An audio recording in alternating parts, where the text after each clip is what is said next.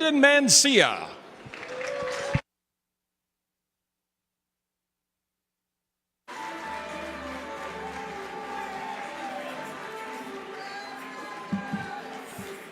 Good evening, UAW. How we feeling? We good? All right, well, keep enjoying your dinner. But today I have the honor to introduce our keynote speaker for tonight. Our keynote speaker tonight is a leader who changed our definition of political leadership for the working class in America.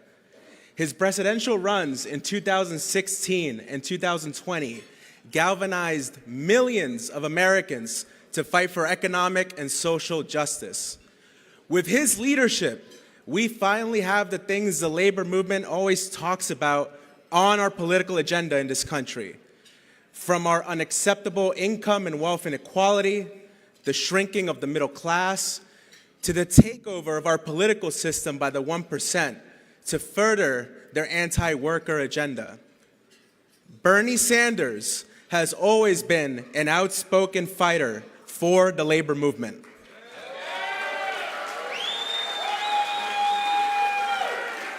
Bernie, Bernie. Bernie's famous statement, "Not me, us," is rooted in our principle of solidarity. He stood with us during our rally on the first day of our historic stand-up strike.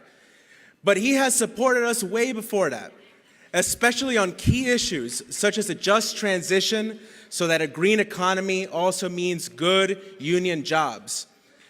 I know that whether it's President Fain or us in my region, Region 9A, we can count on him to support and meet with our members. With workers currently organizing in my region at the University of Vermont, it is so helpful to have our senator fighting by our side. As the chairman of the Senate's Health, Education, Labor, and Pension Committee, or the HELP Committee, he's making sure that the committee does what it's supposed to do, make our political system help the working class. So it is my honor tonight to introduce to you, as our keynote speaker, a leader who will always stand up for our future, Senator Bernie Sanders.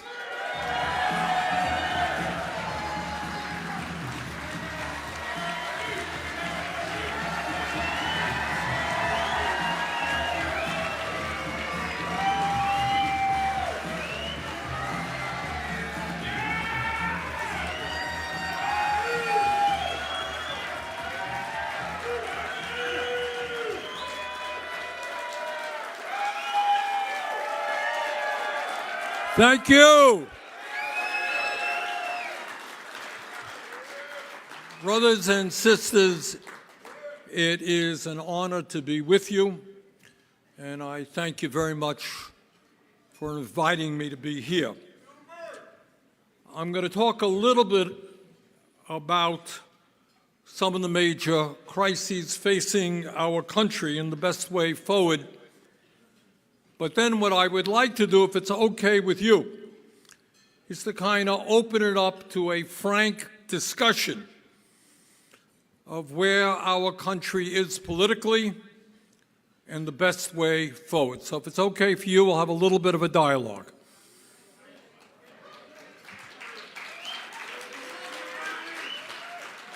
I don't have to tell anybody here, because anybody who's not living in a cave knows that our country, and in fact the world, faces enormous challenges.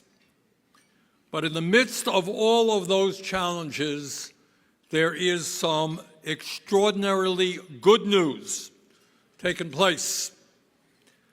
And that is, we are currently seeing a major revitalization of the trade union movement in America.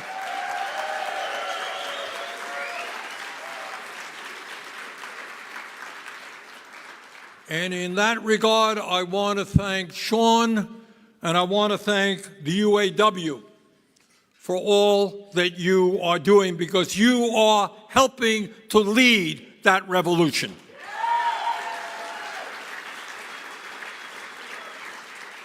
with your great leadership and grassroots support, you had the guts to stand up to GM, to Ford, and Stellantis and tell them, stop the greed.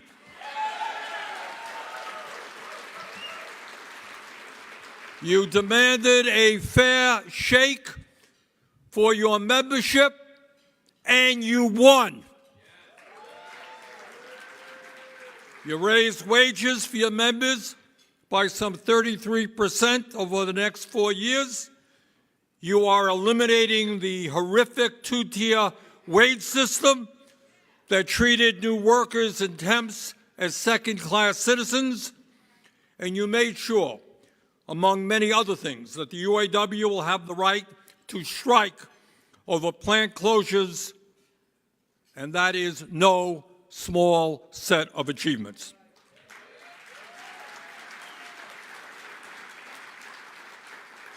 But as all of you know, it is not just the UAW that is fighting back against corporate greed and the massive inequalities that we see in our country today. In the last few years, we have seen established unions like the Teamsters, the UE, the UFCW, and CWA, and many others stand up and tell corporate America that their workers demand a fair shake. And what we are seeing is really extraordinary. It's really something, because we are seeing blue-collar workers, we're seeing white-collar workers, and those in between organize at the grassroots level and win strong contracts. And I'll tell you what's going on. And the UAW is playing an important role because your strike was so visible. We're seeing people who have not traditionally been sympathetic to unions becoming organized. In my own city, it's a really amazing story. My own city in Burlington, Vermont, we have a large hospital. Turns out that most of the doctors who work at the hospital are residents, graduated medical school, they're not out in practice yet. They were working incredibly long hours for low wages, paying off their medical school debt. They organized a union, doctors.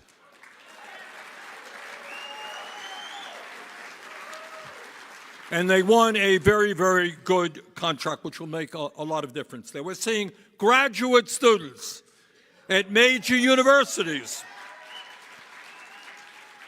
taking on their administrations and winning strong victories. We're seeing young people who before never really knew what a union was. They're organizing at Starbucks, they're organizing in Amazon, and in doing that, they are taking on some of the most powerful billionaires in the country, and I applaud their courage.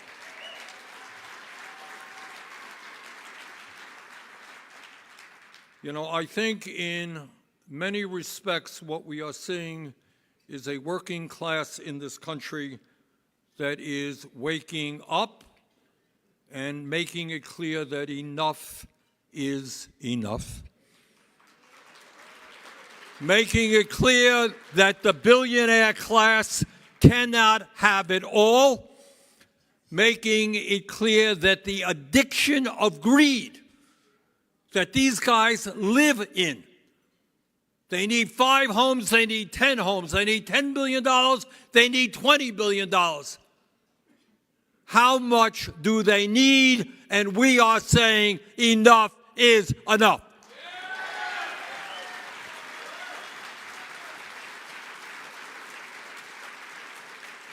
And I'll tell you something else, and I wish I didn't have to say it. We all wish it didn't happen. But I think there is something else that is waking up the working class in this country, and that is the terrible COVID pandemic we went through and, in fact, are still going through. And I want you all to remember, go back 4 years, not a long time, 4 years ago. Pandemic hit us. We didn't know what it was. Scientists didn't know what it was. We didn't have a vaccine. We had a president who misdirected us. We didn't have protective equipment. We didn't have masks. Doctors, nurses didn't even have gowns, gloves. But you know what happened during that period? Millions of workers, blue-collar workers, white-collar workers, they went to work. They went to work in factories. They went to work in food processing plants. I remember talking to a guy in Michigan who worked in a cereal company, a manufacturer cereal. Guy worked 135 straight days. And that was going on. You had nurses going into a hospital treating COVID patients without a mask. You had bus drivers working in a crowded bus where people weren't wearing masks. And the result of all of that tragedy is that millions of workers became sick and tens of thousands died. And while these workers went to work heroically, keeping our economy going, and you are some of them, keeping the economy going, make sure that people had what they needed to survive during those terrible times, there was another reality. And that is that the CEOs, they were not on an assembly line. They were not in a food processing plant. They were not in a hospital caring for the sick. They were isolating themselves in their fancy homes and in their fancy offices, keeping away from the virus. And during that period, while thousands of workers died, corporate profits soared, and these guys got huge compensation packages. And that is a lesson that I think the working class of this country learned and said, we're going to put a stop to this ugliness and this greed, that every person in this country deserves a decent standard of living, and they can't have it all. And in my view, one of the reasons that the UAW won its great victory was because it had the support not only of its own membership because of your really great leadership, Sean and the others, but you had the support of the working class of this country.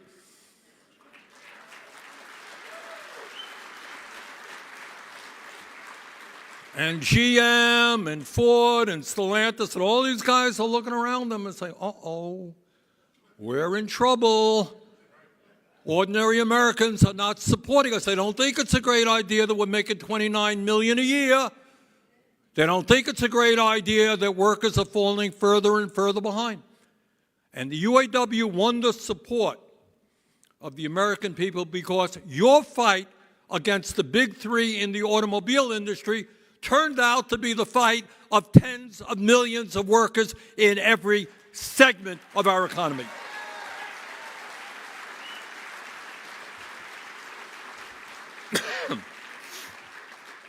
Because what was true for the automobile industry was true all over America. Workers saw that their companies were enjoying record-breaking profits. They saw their CEOs receive extravagant compensation packages, and they saw these companies providing shareholders with hundreds of billions of dollars in stock buybacks and dividends. And meanwhile, while the very rich were getting much richer, working people were not only dying as a result of COVID, they were struggling. They were struggling to put food on the table for their kids, struggling to pay for childcare, struggling with student debt, struggling to pay rapidly increasing rents. Brothers and sisters, in America today, we have an economy that is doing just great for the people who own the economy.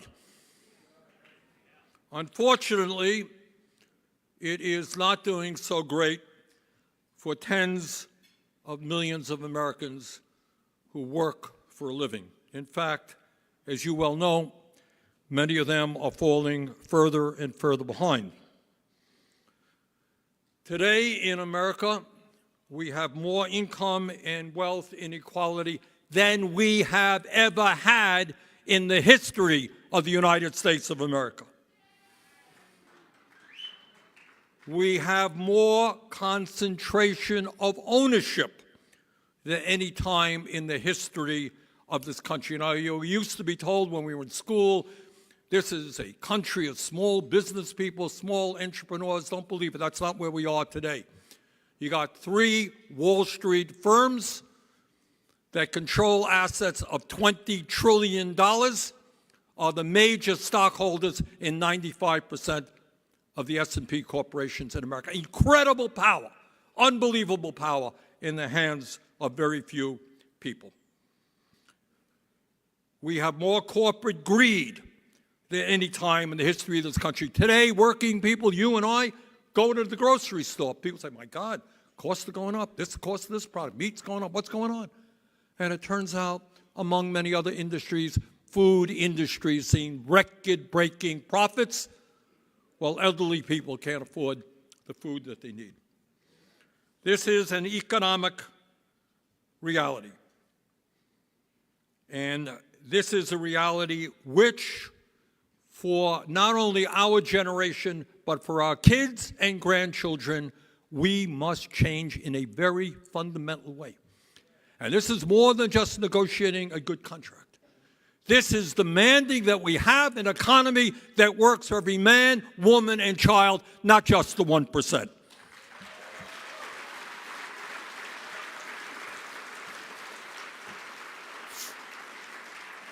Let me tell you a little bit about what corporate greed is about and where we are today.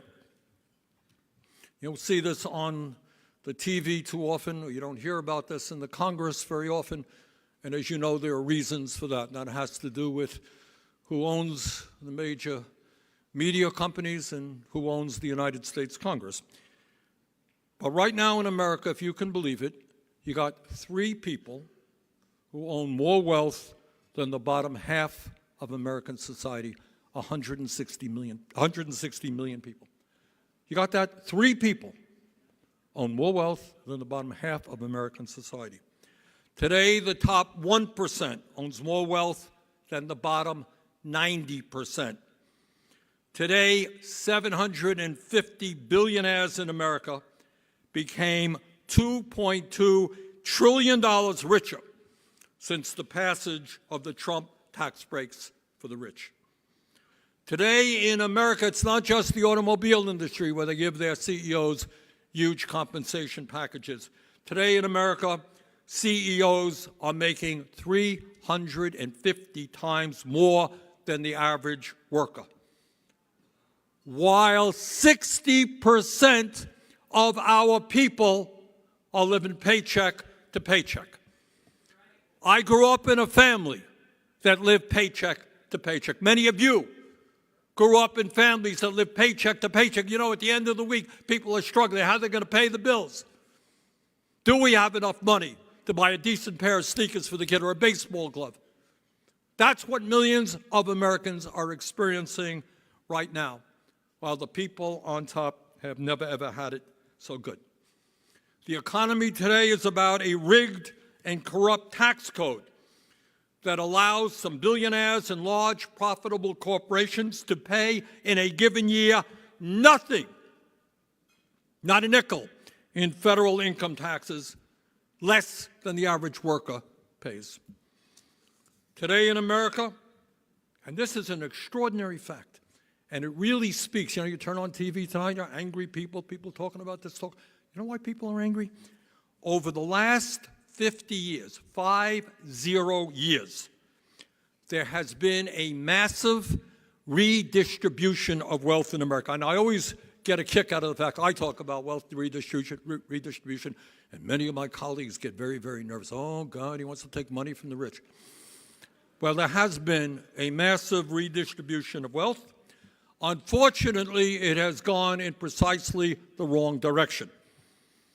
The problem is that since 1975, over $50 trillion in wealth has been redistributed from the bottom 90% to the top 1%. $50 trillion. And that is why, and this is an astounding fact. No one ever talks about it, but we've got to talk about it, and you guys do talk about it.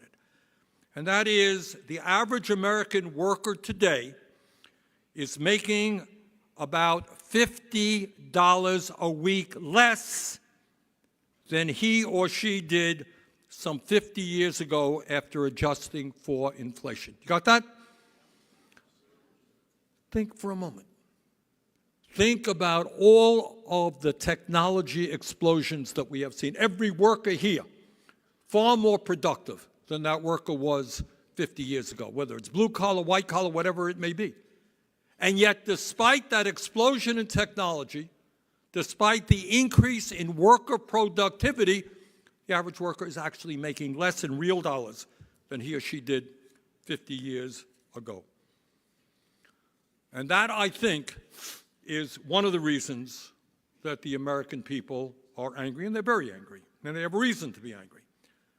And all over this country, people want real change. They don't want bullshit change, they want real change.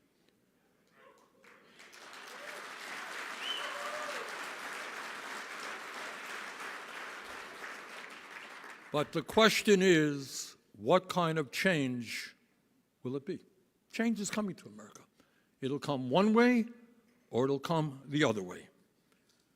And let me say a word about some of the change that my Republican colleagues in the House of Representatives would like to see. They have been very clear, it's important to get this out there, that at a time of massive income and wealth inequality, at a time of a dysfunctional health care system, they want to cut Social Security, Medicare, and Medicaid.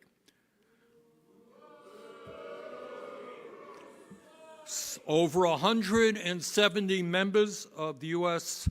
House Republican Study Group have called for massive cuts to Social Security that would include raising the retirement age to 69 and lowering benefits for middle-class workers.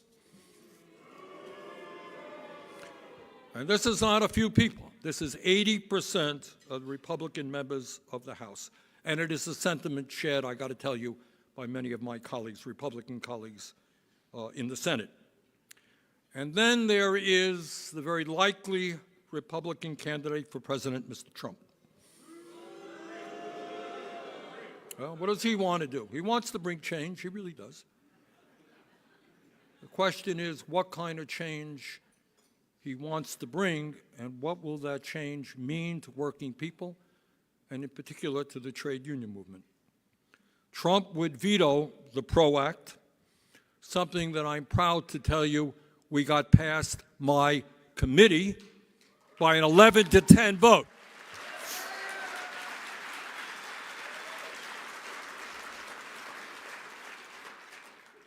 An 11-10 vote, every Democrat voted for it, every Republican voted against it.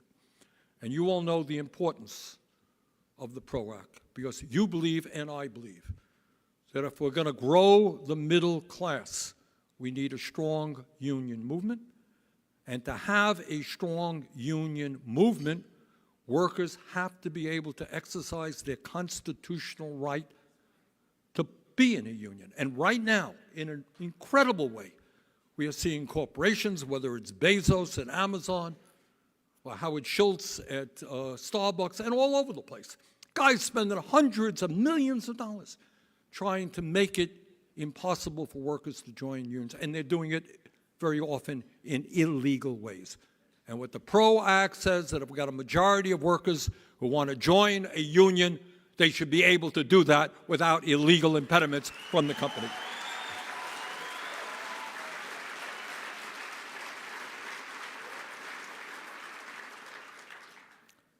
At a time when we still have, if you can believe it, a minimum wage in this country of $7.25 an hour.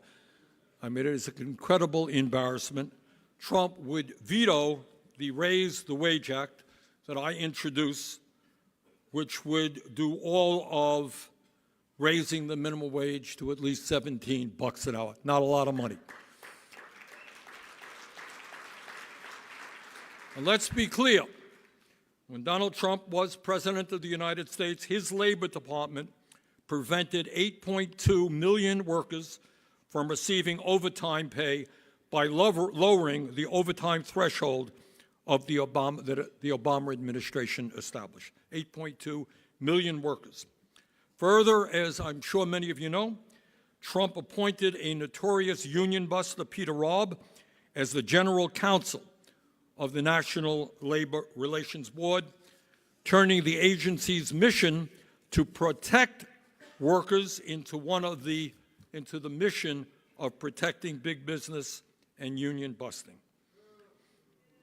In fact, Trump's NLRB quickly moved on every item on the U.S. Chamber of Commerce's top 10 corporate interest wish list, including making it far more difficult for workers and union organizers to communicate, giving employers the ability to gerrymander union elections by dictating bargaining units, allowing employers to fire workers in retaliation for union activity, obstructing workers' right to fair union elections by adopting union election rules that put roadblocks in the process, and limiting worker coverage under the law by allowing worker misclassification and limiting employer liability through joint employer rulemaking. In addition to flooding the courts with judges beholden to corporate interest, Trump appointed Eugene Scalia as Secretary of Labor.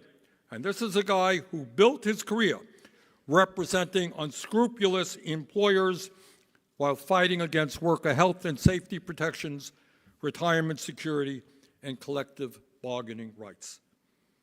And that is some of the change that Trump proposes to bring about. Trump's signature legislative achievement in office was to pass a $2 trillion tax cut that mainly benefited the wealthy and large corporations. In fact, 83% of the benefits of the Trump tax bill is going to the top 1% and large corporations.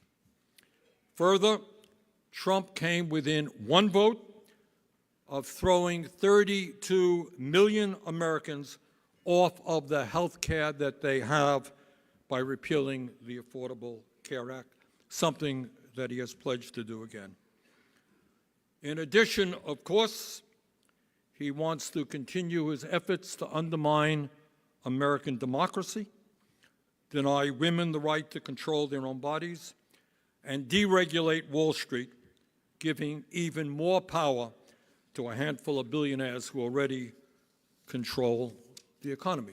Now, that's Trump's idea of change. Well, some of us have a slightly different idea.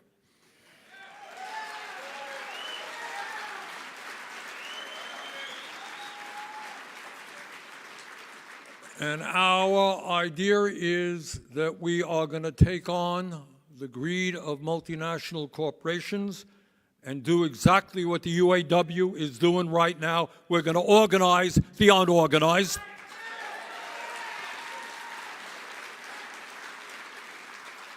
We're going to raise the minimum wage to a living wage.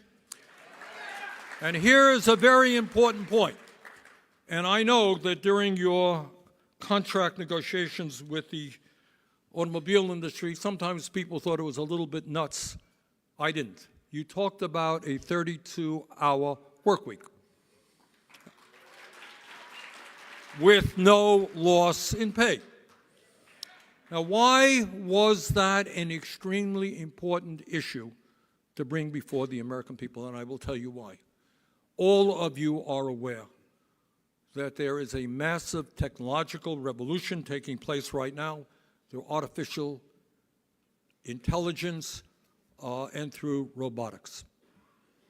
And that means this economy is going to radically change over the next 20 years. Jobs that people have today are going to be gone. Some new jobs will be created. The economy is going to change. Now, the simple question is, who benefits from that change?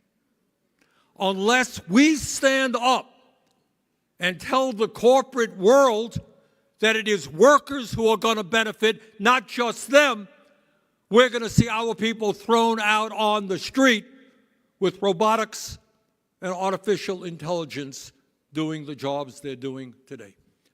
So what the 32-hour work week is about, and it's a very profound statement, what we are saying, we're not Luddites, we're not against technology, but we are saying if there are inventions that come down the pike that make you and you and you more productive, it is right that workers benefit from that increased productivity, not just the CEOs.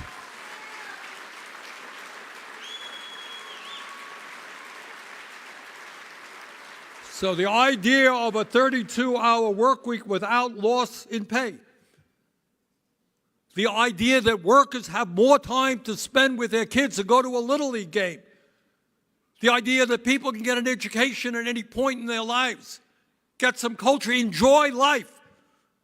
We weren't born just to work and work and work. We have a right to enjoy life.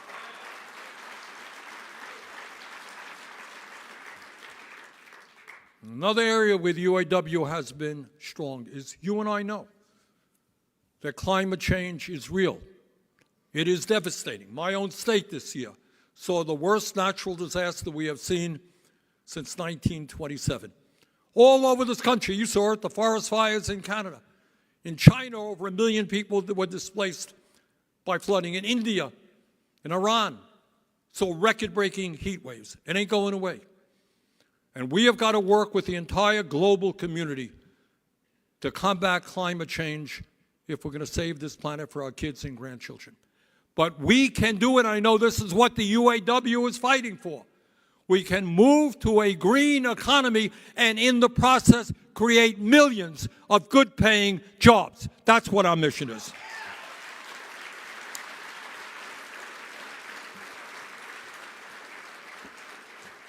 And when we talk about our vision for the future, not Mr. Trump's, but our vision, we understand that half of older Americans have no retirement savings. Imagine that. You're 55, you're 60, you got 5 years left to work. You got nothing in the bank for retirement. We believe, you believe, that we have got to expand Social Security, not cut Social Security. And another issue that the UAW has been talking about, and I thank you so much for doing it because it's resonating all over this country. There was once a time, 30, 40, 50 years ago, where workers had defined benefit pension plans.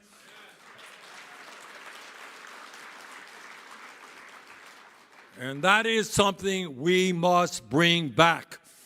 Workers have a right to a decent pension. They have a right to know what they will be getting when they retire.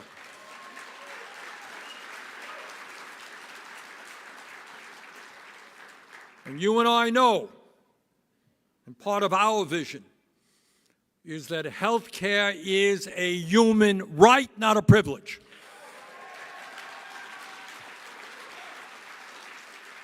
And that it is not acceptable that we are the only major country on earth not to guarantee health care to all people, despite spending twice as much per capita on health care. So what we are busy and what we're going to tell the establishment is the function of a rational, humane health care system is to guarantee quality care to every man, woman, and child, not to make tens of billions in profits for the insurance companies and the drug companies who are ripping us off every day.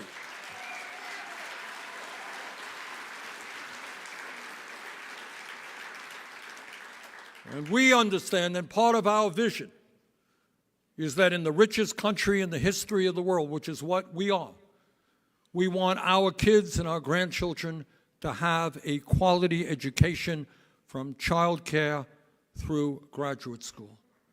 And we understand that is part of the reforms that we need.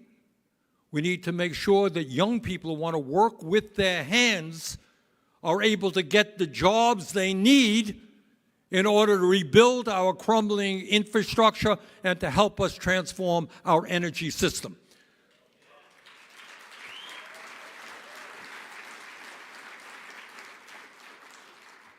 I was active in bringing a whole lot of money back into the state of Vermont to rebuild our infrastructure, which needs enormous work. And you know what? We do not have the workers in Vermont and in most states to actually do the work. So we need people who can weld, we need carpenters, we need sheet metal workers, we need automobile mechanics, we need a whole host of people. And it's time that we train those young people for the good-paying jobs that they deserve.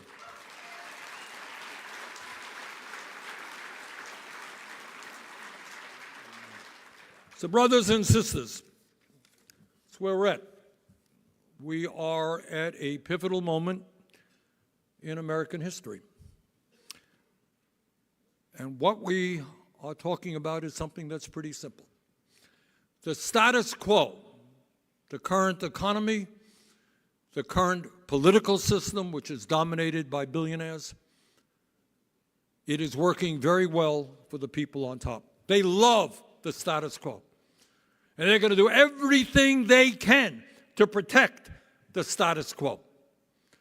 And our job is the very opposite. What they have nightmares about is that workers stand up and fight back for a nation which works for all of us. That is their nightmare. And our job is to make sure that that nightmare takes place.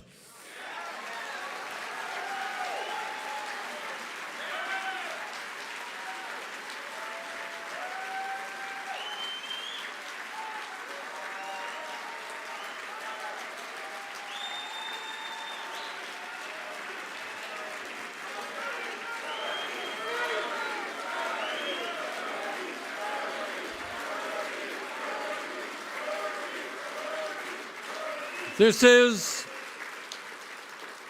is an historical moment. It really is. And all of us have our jobs. But brothers and sisters, this fight is not just for us. I've got 4 kids. I've got 7 grandchildren. All of you have kids, maybe grandchildren as well. This is a fight to determine whether or not we have a vibrant middle class. It's a fight to determine whether we have a democratic society. It's a fight to determine whether we have equal rights for blacks and Latinos, for women.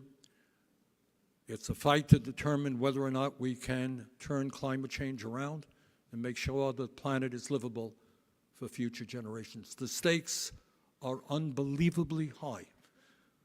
The task in front of us is difficult, but we have no choice but to stand up and do what the UAW has done way back since the 30s, and to help lead this country in the struggle for economic justice, for social justice, for racial justice. And I believe that when we all stand together and we don't let Trump and his friends divide us up because where we were born or the color of our skin, when we stand together, nothing can stop us. Thank you all very much.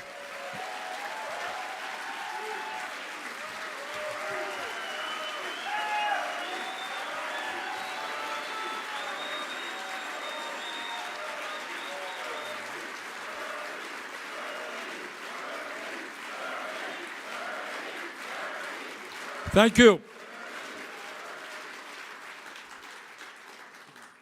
All right, let's open it up. Let me start. I'll tell you what, I'll ask you guys a question. You can ask me a question. How's that? All right, here's the question. It's on my mind a whole lot. It is no great secret that Donald Trump is doing well among working people, especially white workers. I would like your honest assessment. I have my ideas as to why that's true, but I'd like to hear from you. Why is Trump doing well, especially? He's doing better among Latino workers, black workers, but he's doing very, very well among white workers. Why is that, and what do we do? All right, let's raise our hands. I think we have some mics out there, do we? Where's the mic? What? Okay, you got a mic right there. All right. Talk into the mic. Hold it close to your mouth.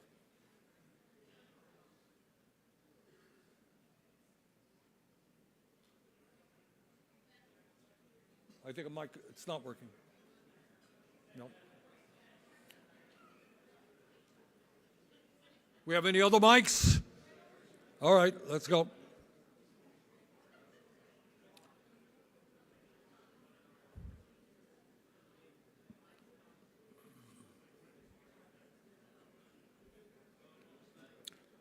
Is that mic working?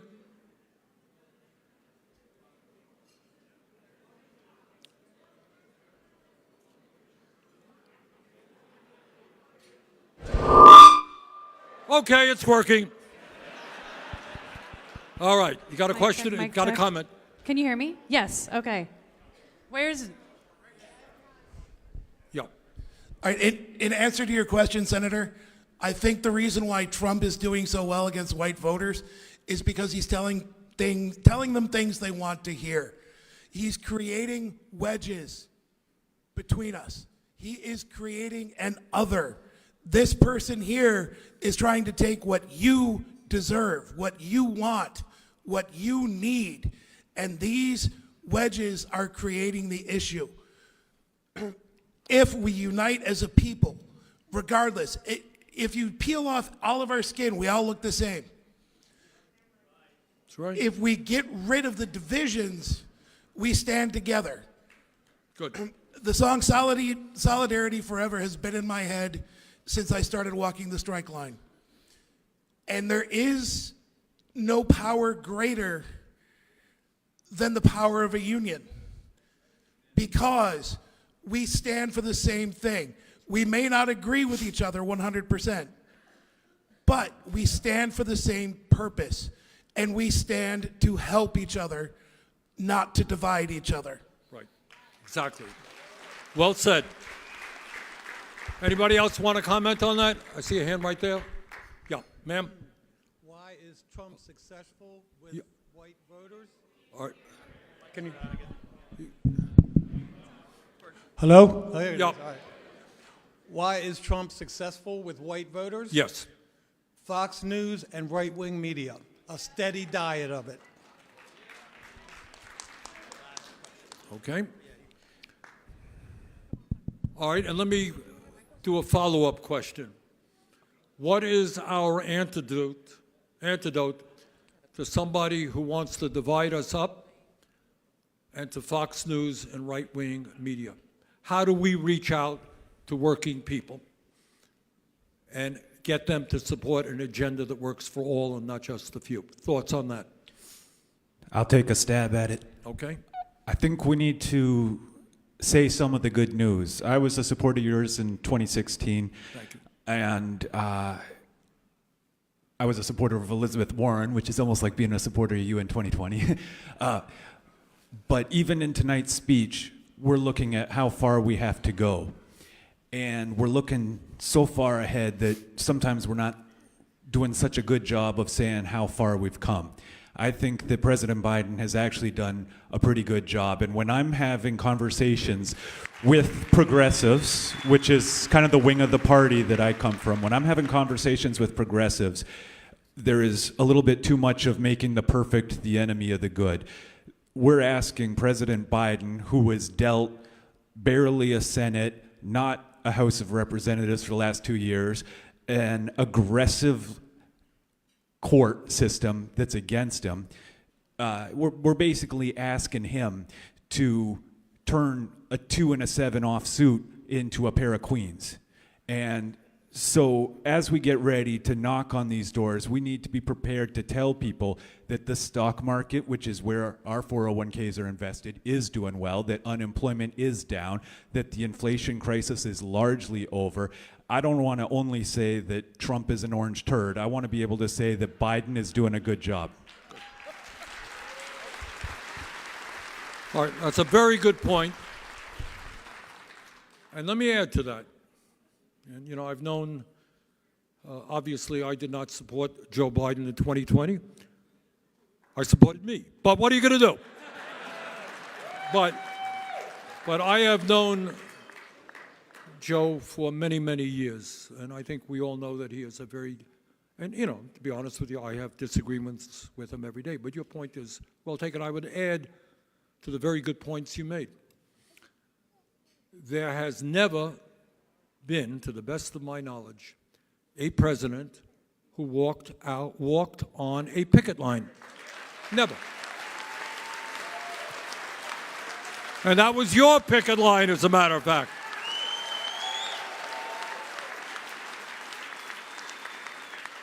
And there has never been, to the best of my knowledge, a president who said to unorganized workers, you should join a union.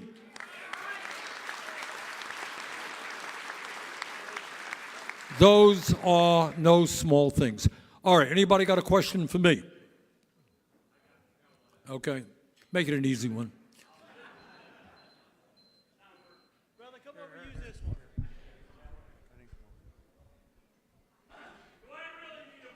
Nah. Hey, brother.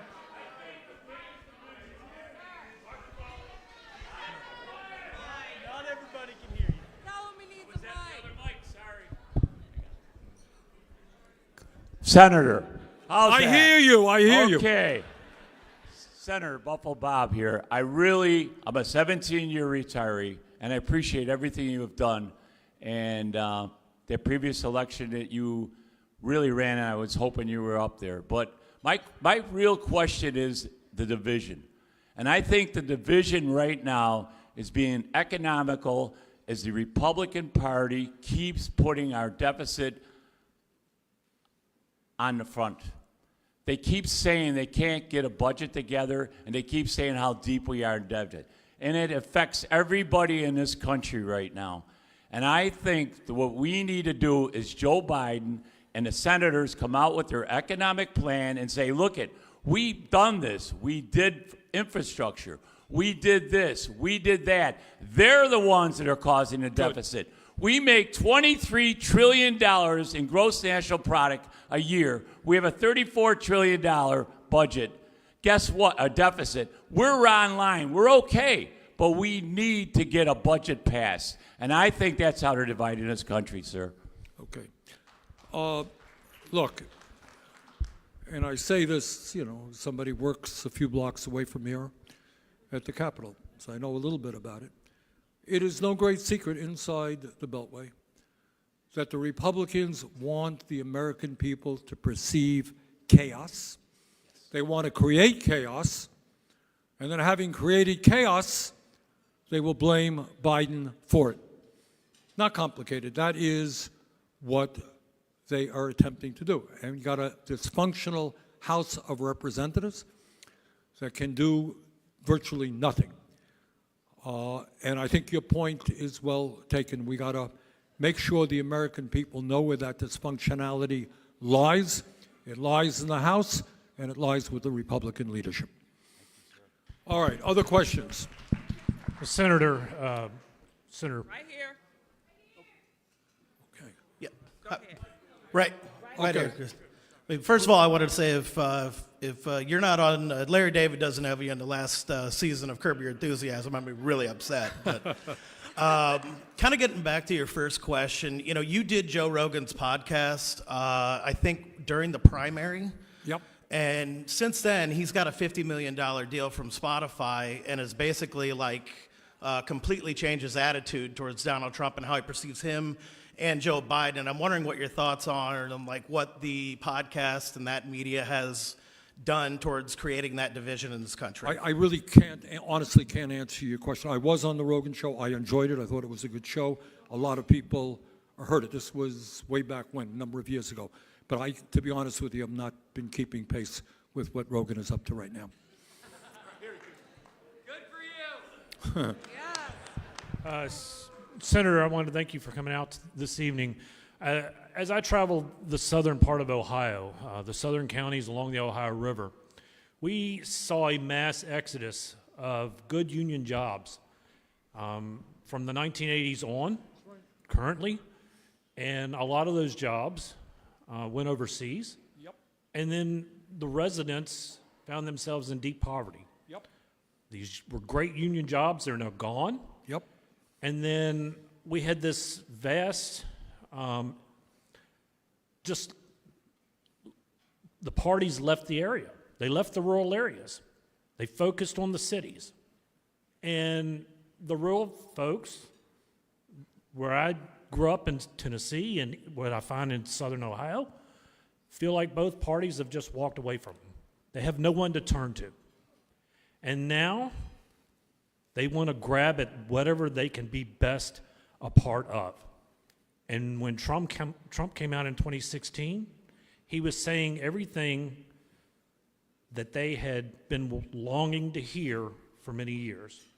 They had forgotten their roots, and we didn't help them out as a party or as a labor movement to rekindle the rural areas and to refill those jobs with good union jobs that evaporated and moved overseas because of bad trade agreements. We need Congress's help. We need their help to be able to put these good union jobs back in the rural areas. And I know that you're a firm supporter of that. So help us to get those jobs back. Help us to be able to explain to these people in the rural areas that they have a party that they can rely on. All right, thank you very much. Cool. I have said it a million times, and I'll say it again. I think the ability of the Republican Party to attract working class people is not because they believe in tax breaks for billionaires. It's not because they don't want to raise the minimum wage. It's not because they want to throw 30 million people off of health care. It's not why working people are voting for them. What has happened, and we have to be honest about it, is that in many respects, the Democratic Party, as you say, has in fact turned its back on the working class of this country.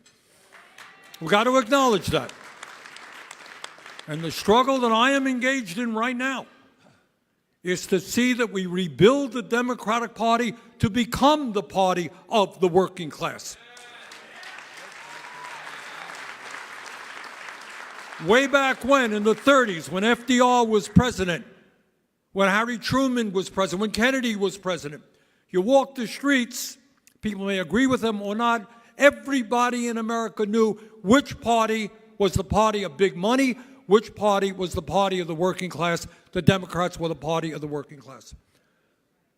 What we have got to be strong about, and this has a lot to do with a whole other issue I didn't even touch upon, and that is Citizens United and the role of big money in the political process.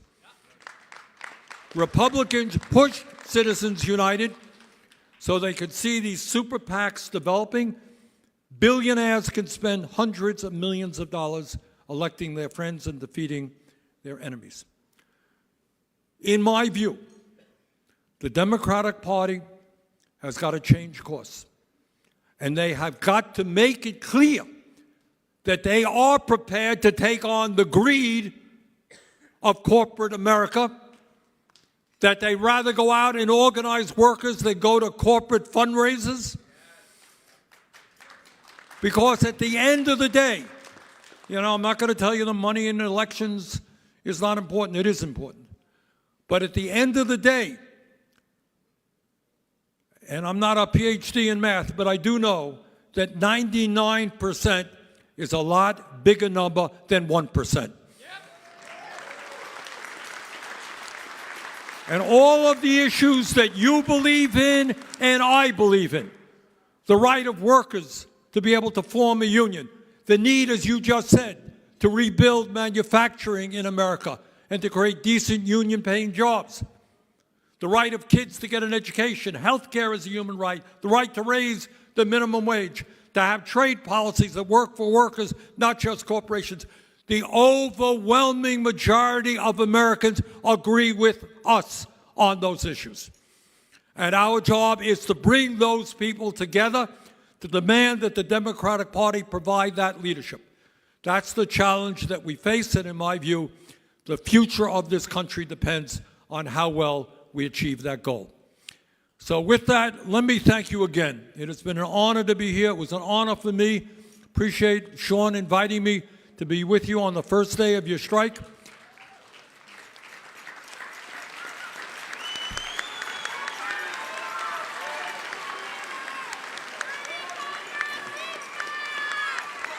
You guys are doing fantastically. Keep it up. Let's work together. Thank you very much.